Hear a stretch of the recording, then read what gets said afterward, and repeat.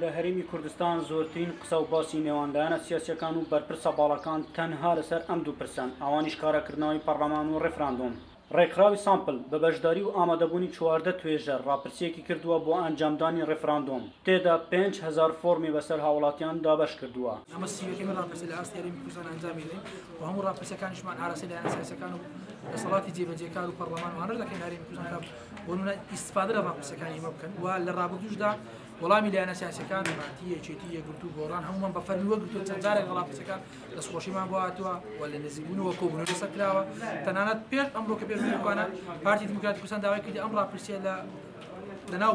قیادەی خۆیان لە مەقتەمی هەڵبژاردنە ئێمە بۆیان شی بکەینەوە. هونەرمەندێک پێی وایە ئەگەر تەنها ئاشتی و تەبایی و پێکەوە ژیان و یەکتر قبولکردن هەبێت دەتوانین بگەینە هەموو ئامانجەکانمان بۆیە پێویستە یەکدەنگ و ڕنگ و هەڵوێست بین. پەرلەمان و ڕێفراندۆم هەردووک بە تەبایی و اتفاقی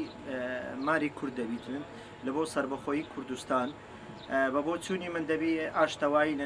لەلایەنی هەموو لایەنە سیاسەکان بە تەبایی و اتفاقی بە یەک دەست هەموو ئاڵای کوردستان برنکەن هەم لە بۆ ڕێفراندۆم و لە بۆ دەوڵەتی سربەخۆی کوردستان هەر یەکە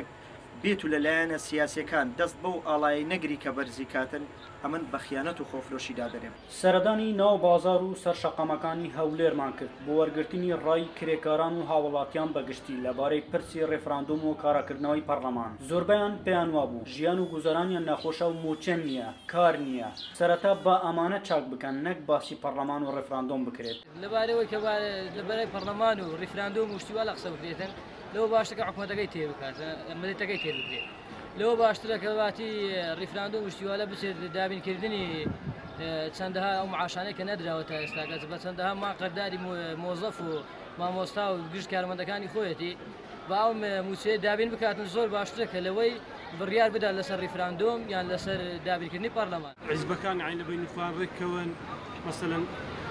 یعنی ئیش کاری خەڵکی بکەنەوە مثلا شتەکانم کە تۆ سەر پێ وەکو ئێستا مەسەلەن ئێستا هەموو ئیشەک ڕاوەستا ئێستا بۆ نمونە ئیش دەکەین ئەگەر حکوومەت مەسەلەن مەحاشی فەرمانبەران بدە مەعاشی خەڵکی بدە ئیشی مەش دەبتەوە بەس ئێستا ئەو وەزعەت بچی بێت چەق بەستووە. لە هەولێرەوە ئەحمەد جێباری